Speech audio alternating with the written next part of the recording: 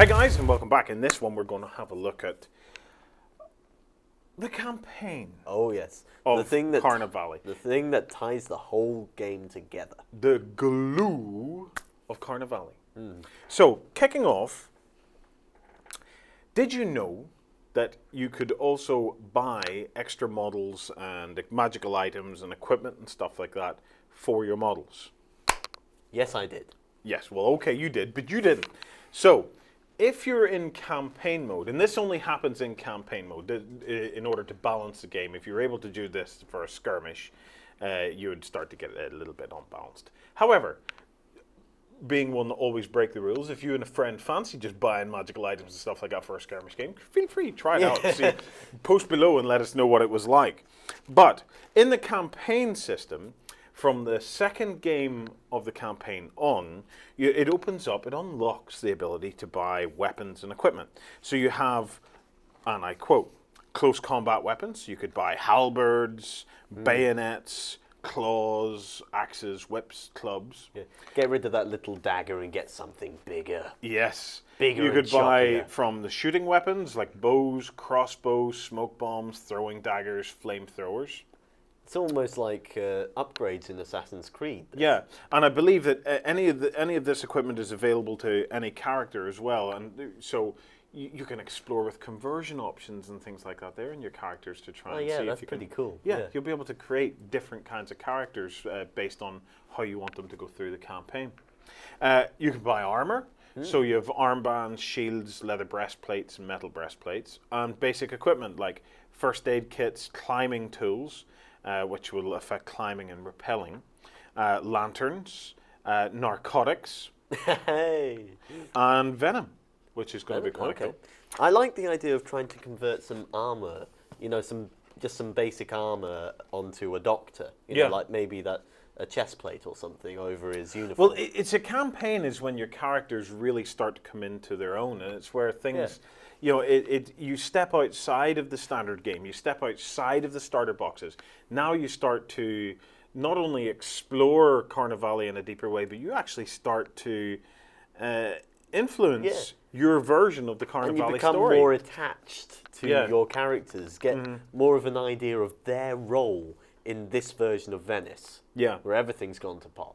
So you could buy magical items, and in the magical items we have the Devil's Mask, Newt Gill Potion, Mother Hydra's Tiara. Wait. Newt Gill Potion? Newt Gill Potion. The bearer can The new breathe. taste from cola. The bearer can breathe underwater and is immune to the effects of drowning, which is handy in a place that's full of canals. The Newt Gill Potion, I'll read you some of the background to this because it is interesting. Only the most powerful witches are able to distill this bitter syrup. Only they know the components needed to prepare it, but it's widely known that whoever drinks it develops the ability to breathe underwater for a few hours. And it's not gillyweed. No, you had to get it in there. The Devil's Mask is an interesting looking thing. It's on, you'll find it on page 66. The origins of this sinister mask are unknown. What is known is that the mask arrived in Venice from the heart of Africa more than a century ago, and was kept, like the rest of other military trophies, at the home of Clossus, a wealthy noble family whose home was a few streets away from St. Mark's Square. A few weeks after the appearance of the Rend in the sky, Maximiliano Colossi, the family's patriarch, was imprisoned after going mad and murdering his whole family. When the mask was eventually removed from him, Colossi kept repeating that the black god that lived in the mask had made him do it. The Devil's Mask, the bearer has the fear -2 universal ability. That probably means that if somebody's trying to attack you, they're -2 on their rolls or something like that there to... Yeah. so Basically, you put on that face mask and you are one scary looking guy. Yeah, it's a pretty scary looking dude. So there's the kinds of things that you can buy to start to, I don't know, spice up your squads. Give some flavour to them. They also can gain experience at the ends of battle as you continue with your Yes, campaign. and it's that experience and stuff that you spend at the end of the encounter to beef up your squads and your units, and you can use it to recruit new people, pay the maintenance cost of special characters. So if you have special characters, Yeah. a special character, let me give you an example because they're all in the back of the book here. The Harlequin. Here he is. The Harlequin, depending on which faction you run, because special characters are available pretty much to all factions, but they're more expensive for some factions than they are for others, and Yeah. that's based on their typical type of allegiance.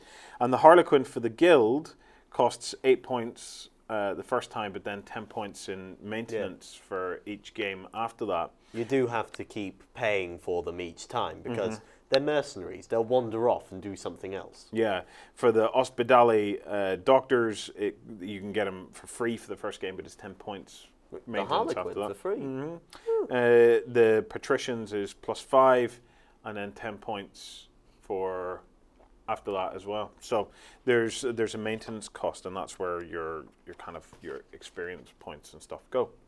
Okay. Now, there's also the concept of random events. Now, we've Yes. discussed this in one of the videos that was coming up, that as you're playing the game, there is the potential for random events to take place. It might be listed in the adventure, or you can buy the ability to trigger a You random can event. buy them. You can buy them. You can't obviously buy an event, but you can buy the ability to trigger a random I see event. what you mean. So a random event costs you 10 squad points, okay? Okay. So say you spent 30 squad points during a game, you could trigger a random event 10 times. Or sorry, Okay. 3 times.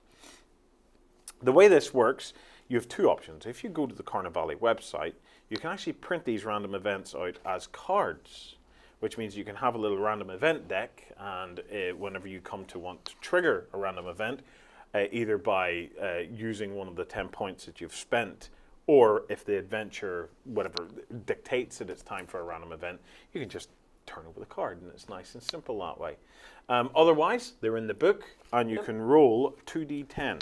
Should point out that all templates and tables and everything that we've used in these videos can be found on the Vesperon website, which we'll get Justin to put up along the bottom of the screen. Yeah, we'll have it all linked. You know, in any of these Isn't he videos, there's going to be links to the templates and links to the rules for Yeah. you to download and whatnot as We'll well. give So- Justin a Scooby snack for it. Yeah. So let me give you a smattering of some of the events.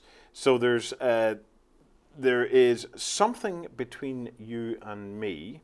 Okay. No, actually, that's an agenda. There's the geezer, okay? So the geezer's in here. You mean And Daryl? it is number, if you roll an 11.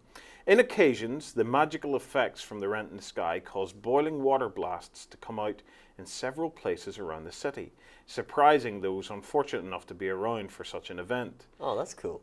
Place a medium base counter, like a 30mm counter, Yeah. on a spot on the battlefield and make a scatter roll. Once you have placed the counter, the geezer will immediately attack all models from both sides within 5 inches with a combat 4 attack, penetration 4. So it's ignoring 4 points of protection. That could hurt. I bet that could hurt. So that's a great idea. Just these guys locked in combat in the streets of Venice. Suddenly, the cobblestones start shaking, and boiling hot water erupts from beneath. The geezer makes this attack automatically in every subsequent end of the round turn until the end of the game. So if I caused that, and you caused that, and the adventure caused that, that's a lot of that going on if you can make that happen. Venice is doomed. Another one we have is called the Evil Eye, and it would be number 13, lucky for some. For no apparent reason, one of your enemies starts to writhe in pain. Choose a character from an enemy squad and make a shooting attack 4. Roll against it. Every ace does a point of life point damage. On a critical, the target is stunned, and on a fumble, your opponent can end a single instance of stun on any one of his characters, removing the stun counter from that character's model. That's worth... Well, you see, you can't pick a random event, Yeah. but it would be cool to get that one, because Yeah. it doesn't actually do you any harm if it goes wrong. So, there you go.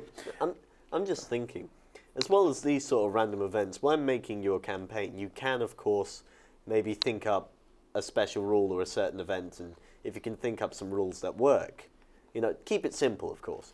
But I'm thinking something like, maybe there's a market day going on and there's a lot of crowd, which would make moving and singling out your opponent a bit more difficult. Yeah, there's stacks of things you can do. It's the canvas is so well structured for you to write your own campaigns. Yeah. And and campaigns and adventures are available on the Vesperon site, and there will be more and more released. And I'm pretty sure they're open to fan-made adventures and campaigns and things like that. So if you guys have ideas for that, why not thrash them out in the Carnivale group we have over here on Beasts of War, and we'll get them sent over to the guys in Vesperon and see if they'll publish them on the website and let other people play them as well. So there's just so much scope in this little book. It is so well fleshed out. It's an easy game, but it's incredibly deep in terms of the options and how things work with each other. So there's loads of scope for creating your own campaigns and adventures there as well. One of the things, if we go back to improving your guys during campaigns, one of the things that I really liked was the fact that you can make some of your guys become gifted. Their gifts emerge as the events go on. Of course, if they develop powers, they can't gain any more experience. So, two-edged sword, but it is nonetheless pretty cool to have one guy with the ability to fly, who isn't a mercenary. Or shoot thunderbolts out of his arse. Yeah, Sam, the whole powers thing is interesting, and it's worth going into some more detail on just exactly how that works. You'll find the experience tables on page 81. So let me give you a rundown of how this works. The characters in your squad may evolve, improve their attributes, or even obtain new powers after a while. After surviving a battle in the city of Venice, warriors are hardened and become aware of the dangers and learn to react in the best possible way. Living in Venice at this time, you're bound to get a little tougher. Experience works in two different ways, depending on the quality of the combatant. It is necessary to differentiate those members of the squad who have the leader descriptor and those who don't. So we have two tables. We have a basic improvements table and a leader improvement table. Apart from this, each character may only obtain a maximum of 3 improvements during a campaign, and when a character has obtained his 3rd improvement, he can't roll again in the experience tables. So, some points. Characters with the leader descriptor who survive an adventure can make a roll on the leader's improvements table if they get a 9+ in 1d10. The rest of the characters who survive an adventure can make a roll on the basic improvements table if they get an 8+ in a 1d10. Roll a die for every character separately to see which obtain an improvement and which don't. Independent characters and characters that have already obtained a power previously may not obtain any more experience improvements, as you have said. Yeah. And moreover, a player may try to obtain an improvement with a model of his choice, making an extra roll with 1d10 for every 5 victory points obtained. The player must determine a character in his squad without the leader descriptor and which hasn't obtained any improvement in this adventure. If he rolls a 9 or higher, that character can make a roll on the basic improvements table. So let's have a look at the tables. All characters that get the possibility to obtain improvements must roll 1d10 on the corresponding table and apply the effects. If I was to roll a d10 here and get a 6, what would I get? For the basic improvements table, you would get the character gets the Command 3 ability and the leader descriptor. So the next time you would do it for that character, it would be done on the leader's table. Let me give you an example. So things that you're going to get, and it's all good on this. There's no bad options on this. You roll over 1, you get +1 combat, 2 +1 dexterity, 3 +1 mind, 4 +1 movement, 5 +1 protection. So 1 to 5 is great anyway. Then 6, you get the leader descriptor. 7, the character gets the penetration 1 ability on all attacks. 8, the character gets the spiritual protection 1 ability. 9, the character gains the swift ability. And 10, the character gains power. Make a roll on the powers table, which I'll come to in a minute. So 1 through 5 is basically affecting your stats, and after that you're getting new abilities. Yes. On the leaders, 1 to 5, they get 2+ on those stats: combat, dexterity, mind, movement, protection. 6, the character gains a 2+ bonus to his command universal ability. Which would be handy for going first and for everything else. 7, the character gains penetration 2 ability on all attacks. 8, the character gains the elusive ability. And 9, the character gains the mighty blow ability. And 10, again, the character gains a power, make a roll in the powers table. And if you're interested in the powers table, it's over on page 82. What sort of thing can my guy do? Well, if you have a roll on the powers table, a 1, the character obtains the fly universal ability. That can be useful. That could be good, yeah. 2, the character obtains vampiric attack 1 universal Vampiric ability. attack. That's going to be annoying if you're wearing a mask. 3, What does the doctor do? Just peck you to death. here. It's got a straw. He'll find it. Yeah, he'll have a blood straw. So it's 3. The character gains fire breath. This special attack is a special attack with the following rules: shot 3d10, blast -9, flames, damage 1d10. That's horrific. Yeah. That is absolutely horrific. 4, character gains the spiritual protection, 3, universal ability. 5, the character gains the spiritual damage ability to all close combat attacks. 6 is great. 7 is even better. Wait, 8 what? is great. 9 is good, and 10 is amazing. And if you want to find out what those are, make sure you go and download the rulebook and have a look. Let me see. No. So you can go and download it, or you can go and buy it. But if you want to find out what they are, go and pick up the rulebook. Guess I'll have to download it. We can also have random but hidden Agendas. personal agendas. Okay. Yes. So how this works is there's agendas. You'll find these on, I think it's page 90 in the book. Let me just get it. Some nice artwork there. Yep, and it's not page 90, sorry, it's page 80. My notes let me down there. Yep. There's 4, well actually, no, there's 10 agendas. So you roll a d10 at the start of the game and it picks a random agenda for you. Let me give you an idea. No one survives. You don't tell your opponent what your agenda is. This is like a bonus kind of thing that you have going on during the game, as well as the actual objective of the adventure itself. But no one survives if you rolled a 2.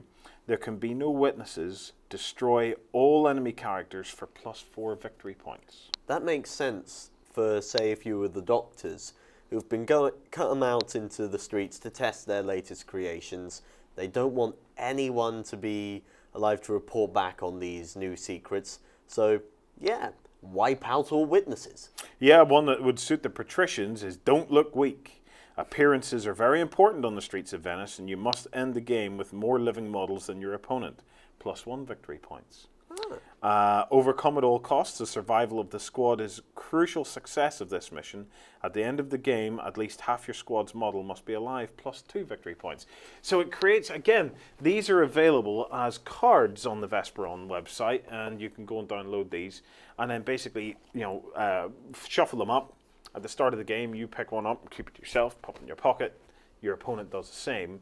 And it adds a whole other dimension, because while you both know the objective of the scenario, what you don't know is what is the other guy. You're keeping an eye on what they're trying to do. And that see. suits the Venetian style very much. Yeah, because there's the whole, it's the city of espionage and spies and secret passageways. And hidden information. Oh, yes. So it adds a real nice flavor to the game.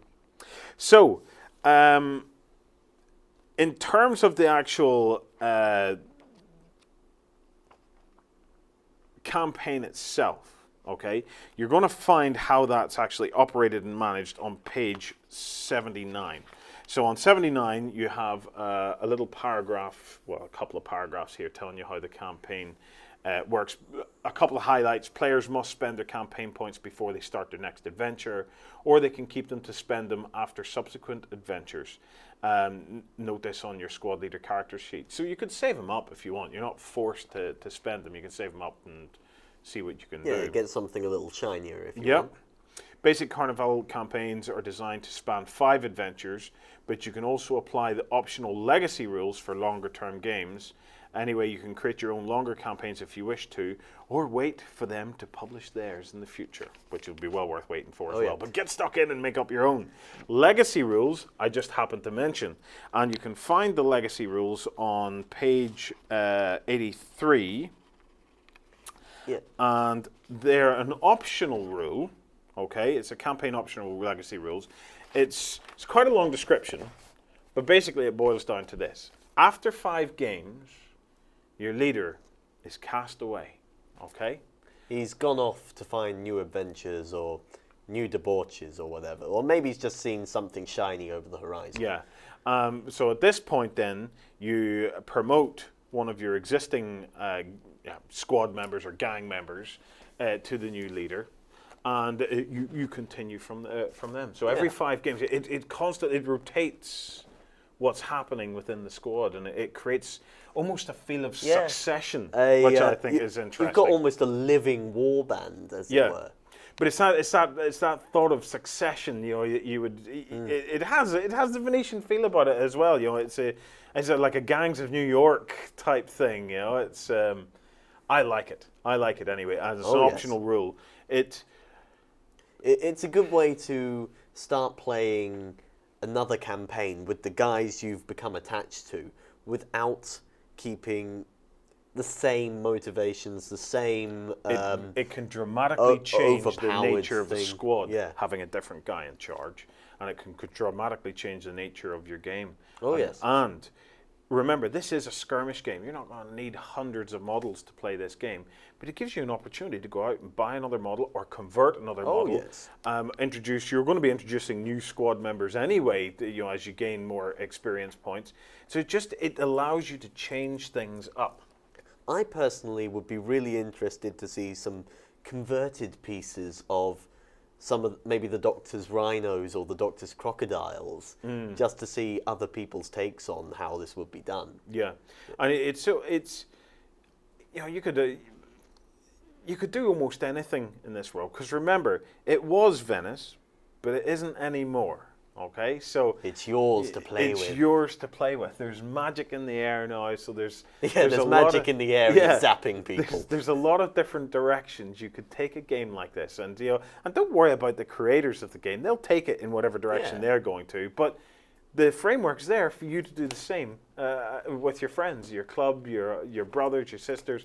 You can take this anywhere and explore it. If it's not a perfect fit, don't worry about it, as long as you have fun with it and see where it goes. Because this game, for me, this game was written to have fun with. Oh yes, it's not a tournament. It's not a competitive game. Well, it can be, but it's more focused at just having fun, telling the story. And it's my kind of game in that respect. Yeah, for me it is what it is. It's an adventure game, and it's all about the adventure and exploring in a what brilliantly fresh new setting. Yeah, what life would be like in Venice when 18th century Venice when the has hit the fan. It's as simple as that. So anyway, just guys, in a bleep, if you please. If you guys are interested. We have a group dedicated to Carnivale on Beasts of War. We would love for you guys to join up, ask questions, create ideas. Remember, you can download the rules, download them, proxy some stuff. Yep. If you've got some Warhammer fantasy miniatures or something like that lying about, don't be afraid to proxy it. As we explained in the first video, it's easy enough to just get some standard terrain to use. Yep. Yeah, there's very few barriers to entry to this game. That if you like it, you have options, because there's gorgeous miniatures out there.